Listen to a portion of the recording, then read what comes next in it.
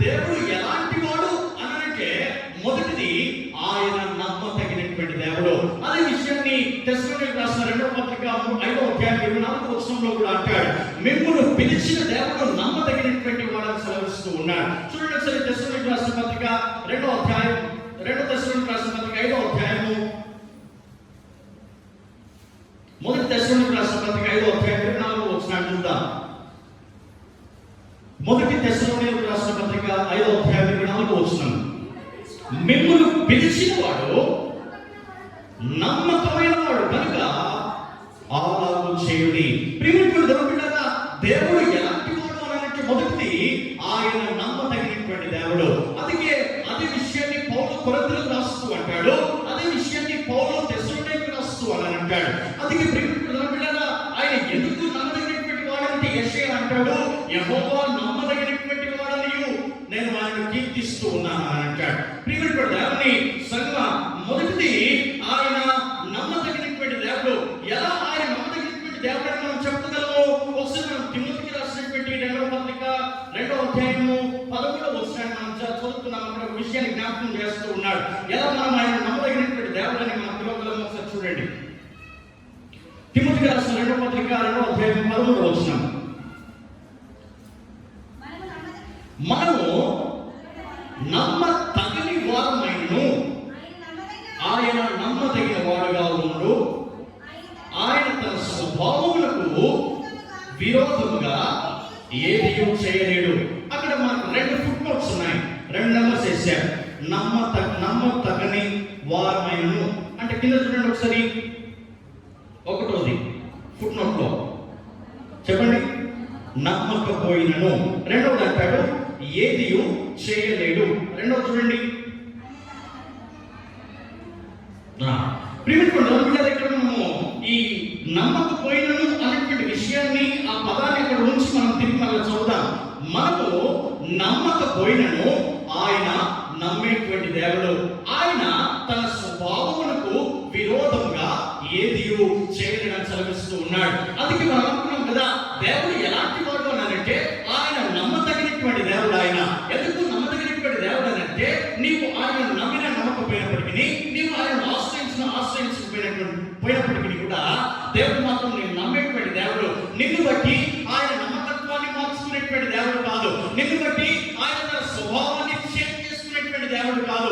ఆయన కునేటువంటి ప్రాముఖ్యత, ఆయన కునేటువంటి క్వాలిటీ ఏంటంటే ఆయన ప్రతి మనిషిని కూడా నమ్ముతూ ఉన్నాడు. ఆయన ప్రతి మనిషిని కూడా నమ్ముతూ ఉన్నాడు. నేనేమంటానంటే ఆయన కునేటువంటి లక్షణాన్ని కానీ, ఆయన కునేటువంటి గుణాన్ని కానీ, ఆయన కునేటువంటి క్వాలిటీ ఏది కూడా ప్రజలను బట్టి ఆయన మార్చుకునేటువంటి దేవుడు కాదు. ఆయన ఈ భూమి పుట్టక ముందే ఆయన పుట్టినటువంటి దేవుడు కనుక, భూమి పుట్టక ముందే ఆయన గురించి చెప్పినటువంటి మాట ఏంటంటే దేవుడు నమ్మదగినటువంటి వాడు. దేవుడు సృష్టించినటువంటి సర్వము కూడా, భూమి ఆకాశము దేవుడికి నమ్మకంగా జీవిస్తూ ఉన్నాయి. జలరాశులు నమ్మకంగా జీవిస్తూ ఉన్నాయి. సమస్త జీవకోటి కూడా ఆయనకు నమ్మకంగా జీవిస్తూ ఉన్నాయి. కానీ ఆయనకు నమ్మకంగా లేనటువంటి వ్యక్తి ఎవరైనా ఉన్నారా ఈ లోకంలో అనంటే మనిషి మాత్రమే దేవునికి నమ్మకంగా జీవించలేకపోతూ ఉన్నాడు. ఆయన అన్నిటినీ ఆయన మాటతో చేశాడు. ఇది కలుగును గాక అని పలికిన వెంటనే అది కలుగుతూ వచ్చింది.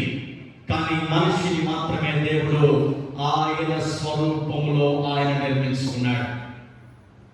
అందుకే ద్వితీయోపదేశకాండం 4వ అధ్యాయం 26వ వచనంలో అంటాడు, ఒక భయంకరమైనటువంటి మాటను అక్కడ జ్ఞాపకం చేస్తూ ఉన్నాడు. చూడండి, ద్వితీయోపదేశకాండం 4వ అధ్యాయము 26వ వచనాన్ని మనం చదువుకుందాం.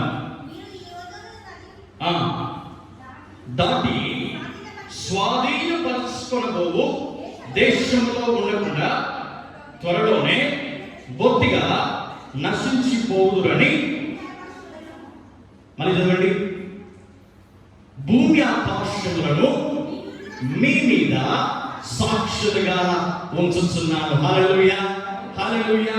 అందుకని ఎందుకు చెప్పినటువంటి విషయం ఏంటంటే, ఆయన చేసినటువంటి సృష్టి, ఆయన చేసినటువంటి నిర్మాణము, ఆయన చేసినటువంటి పశువులు పక్షులు, ఆయన చేసినటువంటి భూమి ఆకాశం అంతా కూడా ఆయనకు నమ్మకంగా జీవిస్తూ ఉంది. కానీ ఆయన నమ్మకంగా జీవించకుండా ఉన్నటువంటి వారు ఎవరైనా ఉన్నారా ఈ భూమి మీద అంటే మనిషి ఒకటే ఈ లోకంలో నమ్మకంగా ఆయనకు జీవించలేకపోతూ ఉన్నాడు. అందుకే మనిషికి ఆయన సాక్ష్యం ఎవరిని తెలుసుకుంటూ ఉన్నాడు అంటే భూమిని ఆకాశాన్ని మనిషికి సాక్ష్యంగా ఆయన పిలుస్తూ ఉన్నాడు. ఆయన ఎప్పుడైతే న్యాయ విమర్శలో మనం నిలబెడతామో, ఆయన అడిగేటువంటి ప్రశ్నకు ఎప్పుడైతే మనం సరిగ్గా జవాబు మనం చెప్పమో, ఎప్పుడైతే మన దగ్గర దొంగపు మాటలు దొరలేటువంటి మాటలు ఎప్పుడైతే ప్రభు దగ్గర మనం కనపరుస్తామో, అప్పుడు ఆయన నీ తోటి సహోదరులను పిలువడు సాక్ష్యం ఇవ్వడానికి ఎవరు పిలుస్తాడు తెలుసా? భూమిని సాక్ష్యం కోసం పిలుస్తాడు. భూమి రా, పలానా వ్యక్తి మాట్లాడినటువంటి మాట నిజమా? అప్పుడు భూమి అంటది లేదు ప్రభువా. ఆకాశాన్ని పిలుస్తాడు, ఆకాశం ఇట్లా ఈ వ్యక్తి మాట్లాడినటువంటి మాట నిజమా? ఆకాశం అంటది ప్రభువా తను మాట్లాడినటువంటి మాటలో కొంత మేరకే నిజము. నేనంటాను మనిషి సాక్షిగా ఉండాలి, కానీ దేవుడు అంటున్నాడు మనిషికి సాక్షులు నేను భూమిని ఆకాశాన్ని నిర్మిస్తూ ఉన్నాను అంటున్నాడు. ఎందుకు తెలుసా? దేవుడు నమ్మదగినటువంటి వాడు. ఆయన చేసినటువంటి సృష్టి నమ్మదగినట్టుగా ఆయనకు నమ్మకంగా ఈ సృష్టి కూడా వ్యవహరిస్తూ ఉంది. కానీ మనిషి మాత్రమే దేవుని దగ్గర నమ్మకంగా జీవించలేకపోతూ ఉన్నాడు. మనిషి దేవునికి నమ్మకంగా ఉండలేకపోతూ ఉన్నాడు. కనుకనే ఆయన మనిషిని తిరిగి మరలా సాక్ష్యం కోసం పిలవట్లేదు. ఎవరు పిలుస్తూ ఉన్నాడు? భూమిని ఆకాశాన్ని ఆయన పిలుస్తూ ఉన్నాడు. ప్రియమైనటువంటి దేవునిలారా, రెండవ విషయాన్ని జ్ఞాపకం చేసి ముందుకు వెళ్తాను. రెండవ పేతురు రాసిన పత్రిక 3వ అధ్యాయము 9వ వచనాన్ని మనం జ్ఞాపకం చేస్తున్నాం. అక్కడ దేవుడు ఎలాంటి వాడు అనేటువంటి విషయాన్ని కొంత మనము లోతులోనికి వెళ్ళి దాన్ని జ్ఞాపకం మనం తెచ్చుకోవాలని నేను ఆశపడుతూ ఉన్నాను. పేతురు రాసిన 2వ పత్రిక 3వ అధ్యాయము 9వ వచనము.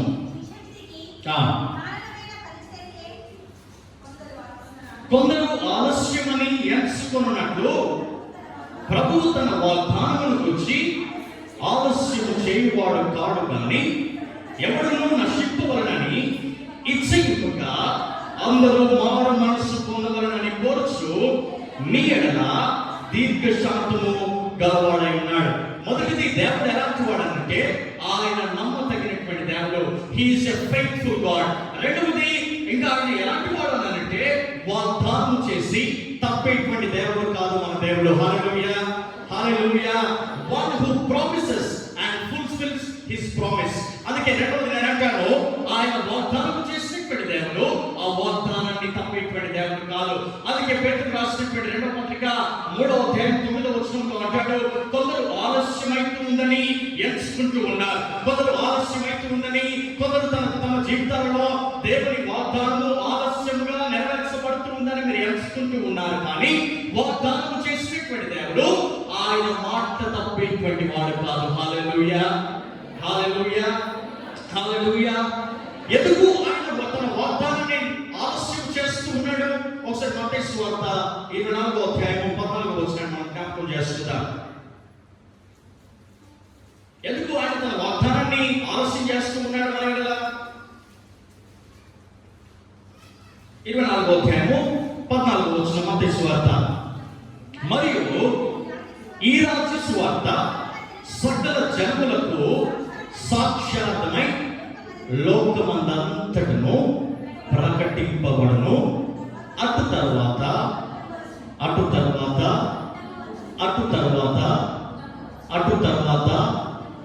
అంతము వచ్చును.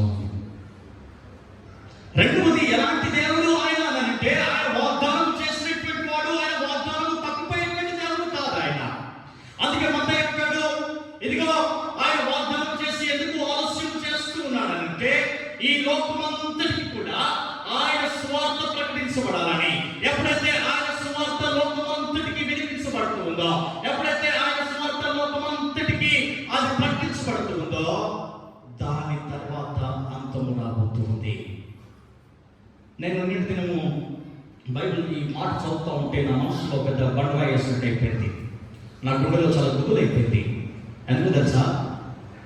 మనం ఒక విషయాన్ని ప్రాక్టికల్గా మనం ఆలోచన చేస్తే ప్రపంచంలో దాదాపు 70-80% వరకు సువార్త ప్రకటించబడలేదు అంటారా?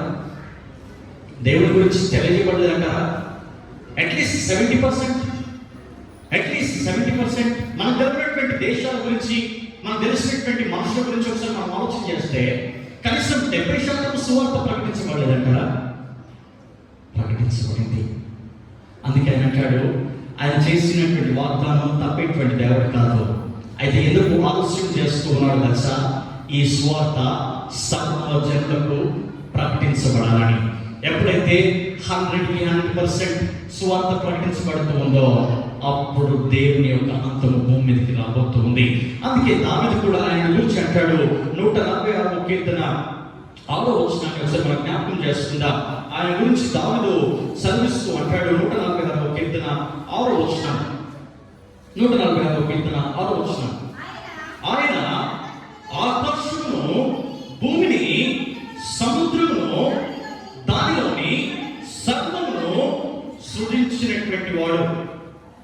ఆయన ఎన్నడూ మాట తప్పేవాడు కాదు. హల్లెలూయా, హల్లెలూయా, హల్లెలూయా. ప్రియమైనవారా, కాబట్టి దేవుడు ఎలాంటి వాడు అంటే, మొదటిది ఆయన నమ్మదగినటువంటి దేవుడు, రెండవది వాగ్దానం చేసి తప్పేటువంటి దేవుడు కాదు. అందుకే దావీదు కూడా చాలా క్లియర్గా అంటాడు, ఇదిగో ఆయన భూమిని, ఆకాశమును, సముద్రమును, దానిలోని సర్వమును సృష్టించినటువంటి దేవుడు కనుక ఆయన ఎన్నడూ కూడా మాట తప్పేటువంటి దేవుడు కాదు. సంఖ్యాకాండం 22వ అధ్యాయం ఒకసారి మనం జ్ఞాపకం చేసుకుందాం. అక్కడ బిలాము చాలా జాగ్రత్తగా దేవుని గురించి మాట్లాడుతూ ఉన్నాడు. ఇక్కడ జరిగినటువంటి సంభాషణ జ్ఞాపకం చేస్తాడు. 19వ వచనం మనం చూద్దాం. సంఖ్యాకాండము 23వ అధ్యాయము 19వ వచనము. దేవుడు అబద్ధమాడుటకు ఆయన మానవుడు కాడు, పశ్చాత్తాపపడుటకు ఆయన నరపుత్రుడు కాడు, ఆయన చెప్పి చేయకుండునా, ఆయన మాట ఇచ్చి స్థాపింపకుండునా. ఇక్కడ జరిగినటువంటి సంభాషణ జ్ఞాపకం చేస్తారు. బాలాకు అనేటువంటి వ్యక్తి బిలాము దగ్గరికి వచ్చాడు. బాలాకు ఏమో దుస్తుని వెంబడించేటువంటి వాడు, బిలాము మాత్రము దేవుని వెంబడించేటువంటి వాడు. బిలాము దేవుని చేత ఏర్పరచబడినటువంటి వ్యక్తి, బాలాకు మాత్రము మనుషుల చేత అధికారంలో కూర్చున్నటువంటి వ్యక్తి. ఈ బాలాకు అనేటువంటి వాడు బిలాము దగ్గరికి వచ్చి అంటాడు, బిలామా, ఇదిగో నేను నీకు కొంతమందిని చూపిస్తాను, నేను చూపించినటువంటి మనుషులను చూసి నీవు వారిని శపించాలంటాడు. నీవు వారిని చూసి నీవు వారిని శపించి వారిని నీవు గతించాలని అంటాడు. అప్పుడు బిలాము అంటాడు, నీవు ఎక్కడికైతే నన్ను తీసుకుని వెళ్తావో నేను అక్కడికి వస్తాను, కానీ నేను వచ్చిన తర్వాత దేవుడు ఏదైతే మాట్లాడతాడో నేను అది మాత్రమే నేను వారితో మాట్లాడతానని అంటాడు. బాలాకు అధికారంలో ఉన్నాడు, బాలాకు ఒక రాజు. కానీ బాలాకు అంటాడు బిలాము దగ్గరికి వచ్చి, నువ్వు ఇశ్రాయేలు ప్రజలను చూసి వారిని శపించాలా, వారిని నాశనం అయిపోవాలని వారిని నువ్వు దూషించాలా అంటే బిలాము అంటాడు, ఇదిగో నేను వస్తాను, ఎక్కడికి రావాలో అక్కడి వరకు నేను వస్తాను, ఏది నువ్వైతే చెప్తూ ఉన్నావో నేను దాన్ని పాదాల దగ్గర పెడతాను, ప్రభువు నాతో ఏదైతే మాట్లాడతాడో ఆయన నాలో ఏదైతే మాట్లాడుతాడో నేను దాన్ని మాట్లాడతాను అని అంటాడు. ఇది మొదటి సందర్భము. రెండవ సందర్భము ఇక్కడ 4వ అధ్యాయంలో మనం చూస్తాం. తర్వాత ఇంకా ముందున్న అధ్యాయంలో 2-3 సందర్భాలను ఆయన ఇశ్రాయేలు గురించి శపించడానికి, వారిని నాశనం పరచడానికి ప్రవక్త అయినటువంటి బిలాముతో, దేవుని దాసుడైనటువంటి బిలాముతో శపించాలని బాలాకు ప్రయత్నం చేస్తాడు. కానీ బిలాము చెప్పినటువంటి మొదటి మాట ఏంటంటే, ఆయన చెప్పి చేయకుండా. ఆయన పశ్చాత్తాపపడుటకు నరపుత్రుడు కాదు. మనిషి చెప్పినటువంటి మాట నిలబెట్టుకోవడానికి మనిషికి ఏమాత్రం శక్తి సామర్థ్యం ఉండదు. మనిషి చెప్పినటువంటి మాట ఏమాత్రము నమ్మకంగా వాడు జీవించలేడు. కానీ దేవుడు చెప్పినటువంటి మాట మాత్రము ఆయన నెరవేరుస్తాడు. హల్లెలూయా, హల్లెలూయా, హల్లెలూయా. అందుకే చాలా క్లియర్గా ఆయన అంటాడు, పశ్చాత్తాపపడుటకు దేవుడు నరపుత్రుడు కాదు.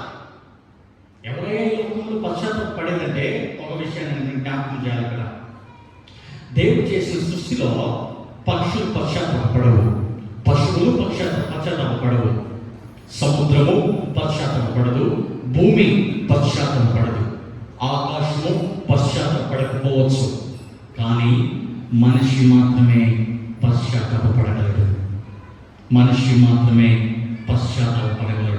ప్రియమైన, అందుకే బిలాము చాలా జాగ్రత్తగా అంటాడు, ఇదిగో నీవు నన్ను శపించమన్నావు, కానీ నేను ఒక సందర్భాన్ని జ్ఞాపకం చేయాలి.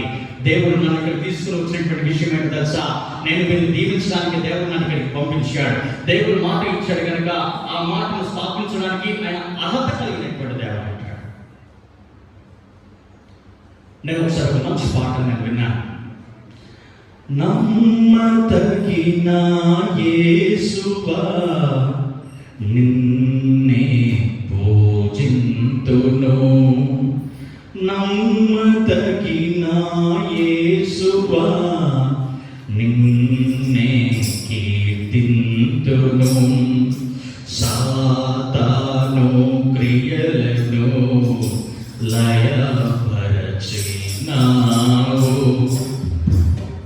విజయమిచ్చిన జయశీల నిన్నే కీర్తింతును, నమ్మదగిన యేసువా నిన్నే కీర్తింతును. కాబట్టి దేవుడు ఎలాంటి వాడంటే, రెండవది ఆయన మాట ఇస్తే తప్పేటువంటి దేవుడు కాదు. ఒక సందర్భాన్ని నేను జ్ఞాపకం చేసి చివరి విషయాన్ని మీకు ముందు నేను ముగిస్తాను. ఒకసారి ఒక పట్టణంలో ఒక భయంకరమైనటువంటి ప్రమాదం జరిగింది. ఒక పట్టణం మీద ఇంకొక పట్టణము యుద్ధానికి వచ్చారు. ఒక పట్టణం నుండి ఇంకొక పట్టణాన్ని వారు దాన్ని శపించడానికి, వారు దాన్ని నిర్మూలన చేయడానికి, వారికి ఉన్నటువంటి మనుషులను చంపడానికి వారు అక్కడికి వచ్చారు. అప్పటికి యుద్ధం ప్రారంభించబడింది. అప్పటికి మనుషులు కొట్లాడుతూ ఉన్నారు. అప్పటికి గుర్రాల మీద, రథాల మీద వచ్చినటువంటి ఇతరుల పట్టణం వాళ్ళు వారు ఈ పట్టణంలో ఉన్నటువంటి మనుషులను వారు చంపుతూ ఉన్నారు. అక్కడ జరుగుతున్నటువంటి సంభాషణ, అక్కడ జరిగినటువంటి ఒక సందర్భాన్ని నేను ముందు తీసుకొని వస్తాను. ఒక చిన్న కుమార్తెకు తన తండ్రి చెప్పాడు, నాన్న నేను బయటికి వెళ్తూ ఉన్నాను, నేను వచ్చేంత వరకు నువ్వు ఇల్లు విడిచిపెట్టి వెళ్ళకూడదని అన్నాడు. నేను నిన్ను రక్షిస్తాను, నేను నిన్ను నాతో పాటు తీసుకుని వెళ్తాను, కానీ నేను వచ్చేంత వరకు నువ్వు ఇంటిని విడిచిపెట్టి వెళ్ళకూడదని అన్నాడు. అప్పటికి చాలా మంది చనిపోతూ ఉన్నారు. అప్పటికి చాలా మంది ఆ ఊరు విడిచిపెట్టి వారు పరిగెత్తుకొని వెళ్ళిపోతూ ఉన్నారు. వారు కొంతమంది ఆ పాపను చూసి వెళ్తూ ఉన్నటువంటి వారు ఆ పాపను చూసి అన్నారు, ఎదిగో నువ్వు చాలా చిన్నదానివి, నీ తండ్రి బయటికి వెళ్ళాడు, నీ తండ్రి చనిపోయి ఉంటాడు, నువ్వు దయచేసి మాతో రా, నువ్వు కాపాడబడతావు అన్నారు. కానీ పాప చెప్తూ ఉంది, నా తండ్రి చెప్పాడు నన్ను ఇక్కడ నుండి తీసుకుని వెళ్ళాలి, నా తండ్రి వస్తాడు, నేను వచ్చేంతవరకు ఎవరితో వెళ్ళొద్దని చెప్పేసి నా తండ్రి నాకు చెప్పాడు అంది. అప్పటికి చాలా సమయం అయిపోయింది తను చెప్పినటువంటి మాట. అప్పటికి చాలా మంది ఊళ్ళో చనిపోయారు. అప్పటికి చాలా మంది ఊరు విడిచిపెట్టి వెళ్ళిపోయారు. చివరికి పాప చనిపోయే మూమెంట్లో తండ్రి ఇంటికి వచ్చాడు. ఇంటికి వచ్చి పాపను తీసుకుని వెళ్ళి తనతో పాటుగా తను ఉంచుకున్నాడు. ప్రియమైనటువంటి దేవులారా, మాట ఇచ్చినటువంటి మనిషి ఒక కూతురు కోసం అంత త్యాగం చేయగలిగినటువంటి ఒక తండ్రి తన మాట నిలబెట్టుకోగలిగితే, సర్వమును సృష్టించినటువంటి దేవుడు మాట ఇస్తే ఆయన తప్పేటువంటి దేవుడు కాదు. హల్లెలూయా, హల్లెలూయా. గట్టిగా చెప్పబడి దేవుడు మహిమపరచాలి.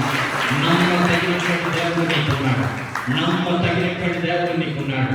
ఎందుకు అందుకే అభిరామ అంటాడు, ఆయన మాట ఇస్తే తప్పేటువంటి దేవుడు కాదు. ఆయన ఏదైతే మాటనిచ్చాడో దానిని స్థాపించడానికి ఆయన అర్హత కలిగినటువంటి దేవుడు. చివరి ఒక ప్రశ్న నేను ముందుంచి ఒక విషయాన్ని జ్ఞాపకం చేసి ముగిస్తాను. ఎందుకు మన జీవితంలో ఆయన వాగ్దానం నెరవేర్చబడలేకపోతూ ఉంది? ఎందుకు మన జీవితంలో ఆయన వాగ్దానం నెరవేర్చబడలేకపోతూ ఉంది? ఏమనుకున్నాం మనము? దేవుడు ఎలాంటి వాడంటే, మొదటిది నమ్మదగిన దేవుడు ఆయన, రెండవది వాగ్దానం చేసి తప్పేవాడు కాదు ఆయన, మూడవది నేను అంటాను ఆయన తన వాగ్దానము ఎందుకు మన జీవితంలో నెరవేర్చబడలేకపోతుంది అని అంటే, పేతురు రాసిన మొదటి పత్రిక 3వ అధ్యాయము 10వ వచనం నుండి మనం జ్ఞాపకం చేసుకుందాం. దాంట్లో ఒక విషయాన్ని నేను మీ ముందుకు తీసుకొని వస్తాను. ఎందుకు మన జీవితంలో ఆయన వాగ్దానం నెరవేర్చబడలేకపోతుంది? జీవమును ప్రేమించి మంచి దినములను చూడగోరువాడు చెడ్డదాన్ని పలకకుండా, తన నాలుకను కపటపు మాటలు చెప్పకుండా తన పెదవులను కాచుకొనవలెను. అతడు కీడు నుండి తొలగి మేలు చేయవలెను, సమాధానమును వెదకి దాన్ని వెంటాడవలెను. ప్రభువు కనులు నీతిమంతుల మీదను, ఆయన చెవులు వారి ప్రార్థనల వైపునకు ఉన్నవి కానీ ప్రభువు ముఖము కీడు చేయు వారికి విరోధముగా ఉన్నది. ప్రియమైన ఎందుకు ప్రభు తలంపు కార్యము మన జీవితంలో నెరవేర్చబడలేకపోతుందని అంటే, వాక్యాన్ని చదివినటువంటి నీవు, వాక్యాన్ని విన్నటువంటి నీవు, వాగ్దానం కోసము వేచి చూసినటువంటి నీవు, నీ జీవితంలో నిన్ను చూసి నీవు మంచి పలకలేకపోతూ ఉన్నావు. నిన్ను చూసి, నీ జీవితాన్ని చూసి నీకు నీవుగా శపించుకుంటూ ఉన్నావు. అందుకే ఆయన చాలా క్లియర్గా అంటాడు, మనిషిని ప్రేమించేవాడు, మంచి దినమును చూడడానికి ఇష్టపడుతున్నటువంటి వాడు ఎవడైనా కూడా వాళ్ళ జీవితాన్ని చూసి మంచి మాత్రమే పలకాలా, మంచి మాత్రమే కూడా ఆశించాలా, మంచి మాత్రమే నా జీవితంలో జరుగుతుందని వేచి చూస్తూ ఉండాలా. దానికి బదులుగా నా జీవితం ఎందుకు, ఇది పనికిరాని జీవితమే, ఇది వ్యర్థమైన జీవితమే, నేను చచ్చిపోతే బాగుండే, నన్ను ఎందుకు నా వీళ్ళు కన్నరు అని అనుకుంటే, నీ మాటే నీ జీవితానికి శాపంగా దేవుడు మారుస్తూ ఉన్నాడు. నీ మాటే నీ జీవితానికి శాపంగా దేవుడు మారుస్తూ ఉన్నాడు. ఒక సందర్భాన్ని నేను జ్ఞాపకం చేస్తాను. నిన్న సాయంకాలము ఒక పాస్టర్ నాకు ఫోన్ చేశాడు. ఈ సాయంత్రం మేము మా ఇంటికి రావాలా, మా బాబుని బర్త్డే ఉంది, మీరు వచ్చి ప్రార్థన చేసి తనను దీవించి వెళ్ళాలన్నాడు. నేను వెళ్ళాను, ప్రార్థన చేశాను. ప్రార్థన అయిపోయింది, బర్త్డే అయిపోయింది. తర్వాత మేము భోజనం చేసాం, కూర్చున్న తర్వాత ఆయన అన్నాడు, ఇద్దరు పాస్టమ్మ గారు ఇద్దరు వారిద్దరు మాట్లాడుతున్నారు, భార్య భర్తలు మాట్లాడుతుంటే, మీరు అంత గొప్ప జీవితాన్ని విడిచిపెట్టి, అన్ని లక్షల జీవితాన్ని విడిచిపెట్టి సేవ కోసం వచ్చారు కదా, మేము చాలా ఇంప్రెస్ అయ్యాం. కానీ ఒక సజెషన్ నేను మీకు ఇవ్వడానికి ఇష్టపడుతున్నాను అన్నాడు పాస్టర్. అంటే నేను చెప్పండి పాస్టర్ గారు, అని అన్నాడు, సేవ ఎంత ప్రాముఖ్యమో డబ్బు కూడా అంతే ప్రాముఖ్యం అన్నాడు. ఆయన మాట్లాడుతూ ఉంటే వాళ్ళ భార్య చెప్పింది, మేము చాలా దినాల నుండి సేవ అని పరిగెత్తుకొని వెళ్ళాం, కానీ ఇప్పుడు మాకు కనీసం ఖర్చు పెట్టుకోవడానికి కూడా డబ్బులు లేవని చెప్పింది. ప్రియమైన దేవులారా, నేను చాలా బాధపడ్డాను, నేను చాలా దుఃఖించాను. ఎందుకు తెలుసా, ఒక సేవకుడు కావచ్చు, ఒక విశ్వాసి కావచ్చు, ఒక అధికారి కావచ్చు, లేదంటే ఒక బిషప్ కావచ్చు, తన జీవితంలో దేవుని కార్యము చూడాలి అని అనుకుంటే, దేవుని వాగ్దానం నెరవేర్చబడాలి అని అంటే, తను ఎప్పుడు కూడా తన జీవితాన్ని చూసి, తన పిల్లలను చూసి మంచి మాత్రమే పలుకుతూ ఉండాలా, జీవవాక్కులు మాత్రమే పలుకుతూ ఉండాలా. చూడండి ఒకసారి, అదే పేతురు రాసిన పత్రిక 3వ అధ్యాయము 11వ వచనాన్ని మనం చదువుదాం. అక్కడ ఇంకొక విషయాన్ని జ్ఞాపకం చేస్తాడు. నువ్వు మనసు కోరుకున్నట్లయితే నీకేం జరుగుతుందో ఆయన అంటాడు. చూడండి 11వ వచనం, మీరు మంచి విషయంలో ఆసక్తి గలవారైతే మీకు హాని చేయగలవాడెవడు. హల్లెలూయా, హల్లెలూయా, హల్లెలూయా. వాగ్దానం చేసినటువంటి దేవుడు దానిని తప్పిపడి దేవుడు కాదు. కానీ దేవుని వాగ్దానము నీ జీవితంలో ఎందుకు నువ్వు చూడట్లేదంటే, మనిషికి బదులుగా చెడు నువ్వు మాట్లాడుకుంటూ ఉన్నావు, జీవానికి బదులుగా నిర్జీవాన్ని నీ జీవితంలో నీ నోటితో పలుకుతూ ఉన్నావు కనుక. అందుకని చాలా క్లియర్గా అంటాడు, మంచి విషయంలో మీరు ఆసక్తి కలిగినటువంటి వారైతే మీకు కీడు చేసేటువంటి వాడు ఎవడు, మీకు కీడు చేసేటువంటి వాడు ఎవడు. అందుకే బైబిల్లో చాలా క్లియర్గా ఒక మాట నేను జ్ఞాపకం చేస్తూ ఉన్నాడు. 2వ పేతురు రాసిన పత్రిక 3వ అధ్యాయము 14వ వచనాన్ని మనం జ్ఞాపకం చేసుకుందాం. ఆ విషయాన్ని నేను మీకు జ్ఞాపకం చేసి ముగిస్తాను. ప్రియులారా, వీటి కొరకు మీరు కనిపెట్టువారు కనుక శాంతము గలవారై ఆయన దృష్టికి నిష్కలంకులుగాను నిందారహితులుగాను కనబడినట్లు జాగ్రత్త పడుడి. హల్లెలూయా, హల్లెలూయా.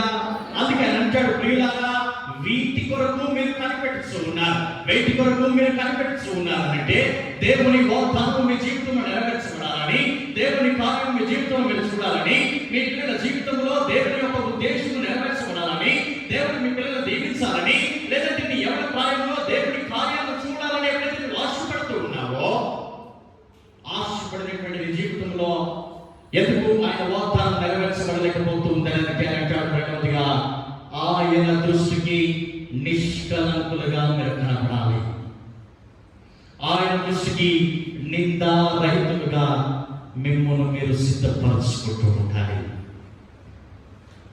కిందికి వస్తే అంటాడు ఆయన ఒక భయంకరమైనటువంటి విషయాన్ని ఆయన సెలవిస్తూ ఉన్నాడు. 16వ వచనం మనం చదువుదాం. వీటిని గురించి తన పత్రికలన్నింటిలోనూ బోధిస్తున్నాడు. అయితే వాటిలో గ్రహించుటకు కష్టమైనవి. హల్లెలూయా, హల్లెలూయా, హల్లెలూయా. కొన్నిసార్లు పెద్దలు చిన్నతో మాట్లాడేటప్పుడు అంటారు, అట్లా కాదు ఇట్లా అని చిన్నలు మాట్లాడితే పెద్దలు ఏమంటారు తెలుసా? అరే నేను మాట్లాడేది నీకు అర్థం కాదు, ఇప్పుడు నువ్వు నోరు మూసుకోరా అని అంటాడు. నేను చెప్పేది నీకు అర్థం కాదు, ఇప్పుడు నీకు అది కొన్ని రోజుల తర్వాత అర్థమవుతుంది, నువ్వు నోరు మూసుకొని రా అని అంటాడు. అందుకే అక్కడ కూడా చాలా జాగ్రత్తగా అంటున్నాడు ఆయన. అయితే వాటిలో కొన్ని సంగతులు గ్రహించుటకు కష్టమైనవి. కష్టమైనవి అనగా అర్థం చేసుకోవడానికి పరిస్థితి కొంతమందికి లేదు అనేటువంటి మాట మాట్లాడుతూ ఉన్నాడు. ఎందుకు కష్టమైనవి? మనం కంటిన్యూ చేద్దాం నమ్మకం నుండి. వీటిని విద్యాహీనులను, అస్థిరులైన వారును, తక్కిన లేఖనములను అపార్థము చేసినట్లు తన స్వకీయ నాశనమునకు అపార్థము చేయుదురు. ఎందుకు దేవుని యొక్క వాక్యం మనకు కొన్నిసార్లు అర్థం కాదంటే, పేతురు అంటాడు, మీలో కొంతమంది చదువు లేనటువంటి వారు, మీలో కొంతమంది స్థిరము లేనటువంటి వారు కనుక, మీ జీవితం అస్థిరమైనటువంటి జీవితం కనుక, మీ జీవితము దేవుని సేవలో, దేవుని వాక్యంలో స్థిరంగా లేదు కనుక ఈ విషయాన్ని అర్థం చేసుకోవడానికి కొంతమందికి కష్టతరమైనటువంటి పని అనుసరిస్తూ ఉన్నాడు. ప్రియమైనటువంటి బిడ్డలారా, దేవుని యొక్క లేఖన భాగాన్ని ముగించడానికి ఇష్టపడుతూ ఉన్నాను. ఈ విషయాన్ని నేను చాలా లోతులోనికి వెళ్ళి ధ్యానం చేయాలనుకున్నాను, కానీ నా సమయం అయిపోయింది. దేవుని యొక్క లేఖన భాగాన్ని ముగిస్తూ ఉన్నాను. దేవుడు ఎలాంటి వాడంటే, మొదటిది నమ్మదగినటువంటి దేవుడు, హీఈస్ ఎ ఫెయిత్ఫుల్ గాడ్. రెండవది వాగ్దానం చేసి తప్పే దేవుడు కాదు ఆయన.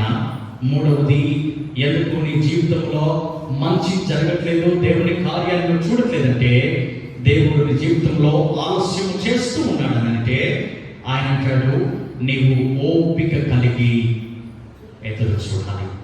అందుకే కొన్నిసార్లు చిన్నపిల్లలు మాట్లాడుతూ ఉన్నప్పుడు, యవనస్తులు మాట్లాడుతూ ఉన్నప్పుడు నేను అంటాను, రే మంచి కార్యం నీ జీవితంలో జరగాలి అంటే వేచి చూడాలి, వేచి చూడాలి.